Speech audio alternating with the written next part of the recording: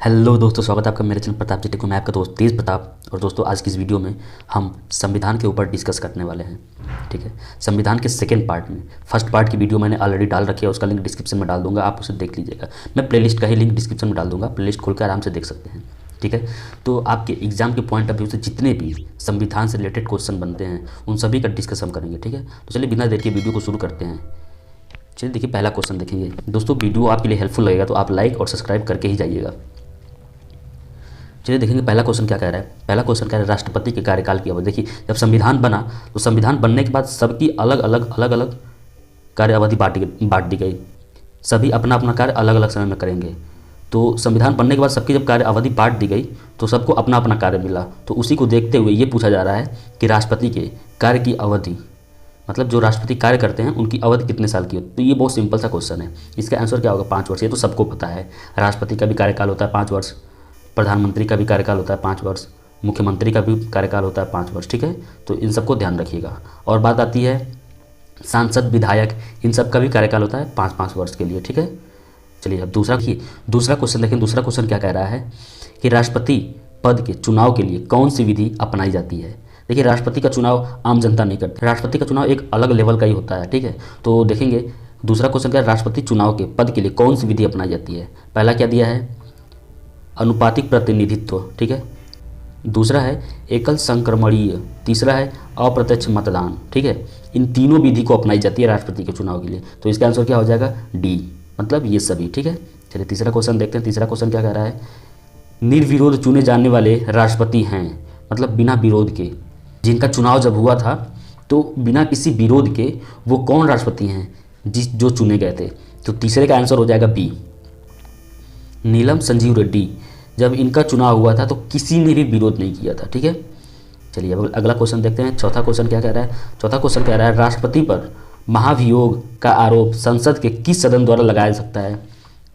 जो राष्ट्रपति होता है उस पर महाभियोग का आरोप संसद के किस सदन द्वारा लगाया जा सकता है। ठीक है, तो चौथा का आंसर क्या हो जाएगा? सी, संसद के किसी सदन द्वारा। मतलब संसद में जितने सदन होते हैं उसमें से कोई भी सदन इन पर महाभियोग का आरोप लगा सकता है। ठीक है, अब चलिए पांचवें क्वेश्चन को देखेंगे। पांचवा क्वेश्चन क्या कह रहा है?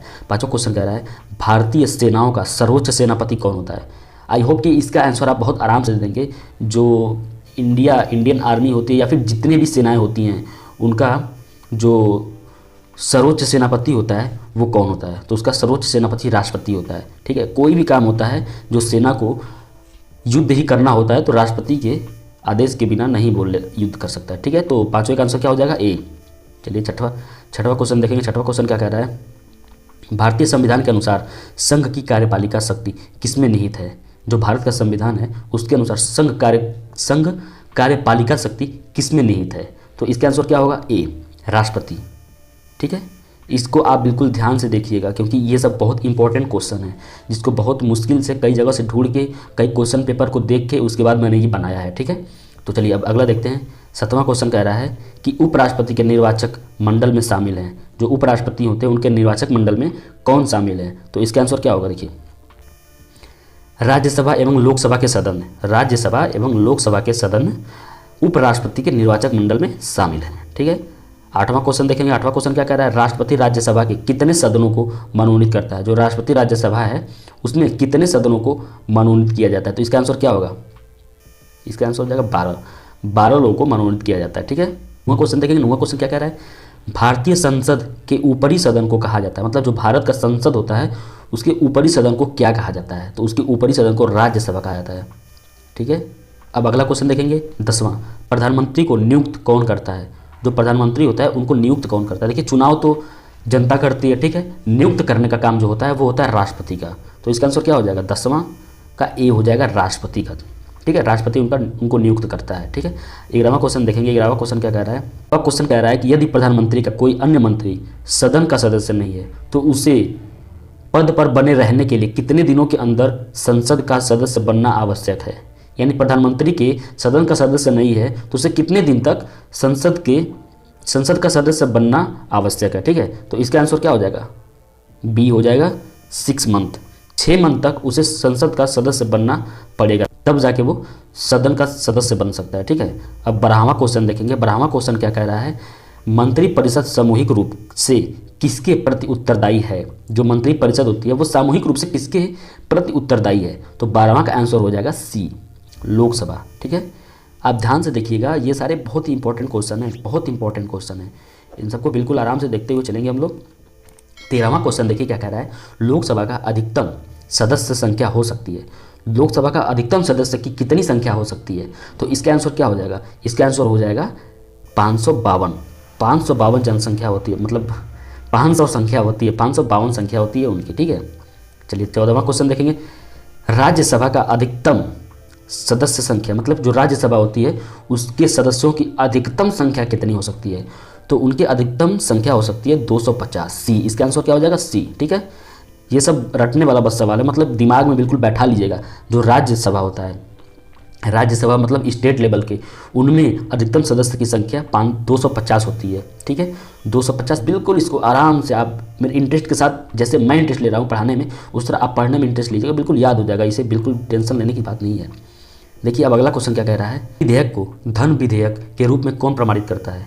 कोई विधेयक पास हो रहा है उसको धन विधेयक के रूप में कौन प्रमाणित करता है? तो इसका आंसर क्या हो जाएगा? बी, लोकसभा अध्यक्ष इन सबको पारित करता है। ठीक है, अब 16वां क्वेश्चन देखेंगे। 16वां क्वेश्चन क्या कह रहा है, केंद्र सरकार का प्रथम विधि अधिकारी, सेंट्रल गवर्नमेंट होती है, उसकी प्रथम विधि अधिकारी कौन होता है? तो उसकी प्रथम विधि अधिकारी होता है महान्यायवादी। कौन? महान्यायवादी। ठीक है, 17वां क्वेश्चन देखेंगे। 17वां क्वेश्चन क्या कह रहा है? 17वां क्वेश्चन कह रहा है, संघ राज्य क्षेत्रों का प्रशासन कौन चलाता है? जो संघ राज्य क्षेत्र होता है उनका प्रशासन कौन चलाता है? तो 17वां का आंसर हो जाएगा बी, राष्ट्रपति द्वारा नियुक्त प्रशासक। जो राष्ट्रपति प्रशासक को नियुक्त करते हैं वो चलाता है। ठीक है, 18वां क्वेश्चन देखेंगे। 18वां क्वेश्चन कह रहा है कि भारत के प्रथम राष्ट्रपति कौन थे? देखिए इसमें से कुछ क्वेश्चन मैंने जीके के भी डाल दिए हैं, क्योंकि थोड़ा सा मिक्स रहेगा, एक ही दो क्वेश्चन है, थोड़ा सा मिक्स रहेगा ना तो थोड़ा इंटरेस्ट आएगा। भारत के प्रथम राष्ट्रपति कौन थे? भीमराव अम्बेडकर, डॉक्टर राजेंद्र प्रसाद, महात्मा गांधी, पंडित जवाहरलाल नेहरू। इसका आंसर आप लोग दीजिएगा, क्योंकि मुझे पता है कि इसका आंसर आप दे सकते हैं, तो कमेंट बॉक्स में इसका आंसर जरूर बताएं। ठीक है, चलिए अब अगला क्वेश्चन देखेंगे, 19वां क्वेश्चन। ठीक है, 19वां क्वेश्चन क्या कह रहा है? 19वां क्वेश्चन कह रहा है, स्वतंत्र भारत के पहले भारतीय गवर्नर जनरल कौन थे?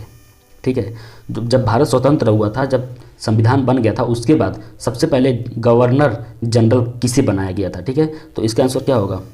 ए, चक्रवर्ती राजगोपालचारी को बनाया गया था। ठीक है, चलिए 20वां क्वेश्चन देखते हैं, लास्ट क्वेश्चन। 20वां क्वेश्चन क्या कह रहा है, राष्ट्रपति द्वारा लोकसभा तथा राज्यसभा में मनोनीत किए जाने वाले सदस्यों की संख्या क्रमशः होती है। मतलब कि राष्ट्रपति द्वारा लोकसभा तथा राज्यसभा में मनोनीत किए जाने वाले सदस्यों की संख्या कितनी होती है? ठीक है, तो इसका आंसर हो जाएगा बी, 2 से 12। ठीक है, 2 से 12 हो सकती है, यानी 2 से कम नहीं होनी चाहिए और 12 से अधिक नहीं होनी चाहिए। ठीक है, तो ये था आज का हमारा क्वेश्चंस, और इन सब के आंसर मैंने इसमें दे दिए हैं। और ये इसका पीडीएफ मैं अपने टेलीग्राम ग्रुप पे डाल दूंगा। आपने अभी तक टेलीग्राम ग्रुप ज्वाइन नहीं किया तो आप नीचे डिस्क्रिप्शन में लिंक है, उस पर टैप करके मेरे टेलीग्राम ग्रुप से जुड़ सकते हैं। वहाँ पे सारे पीडीएफ आपको मिल जाएंगे। और वीडियो अच्छा लगे तो लाइक जरूर कीजिएगा और चैनल को सब्सक्राइब कीजिए। ठीक है, और कोई भी प्रॉब्लम होती है तो आप मुझे कमेंट बॉक्स में जरूर बताएं।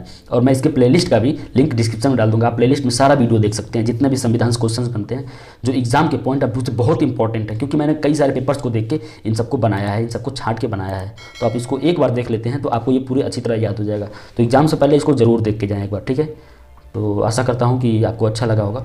थैंक यू, जय हिंद।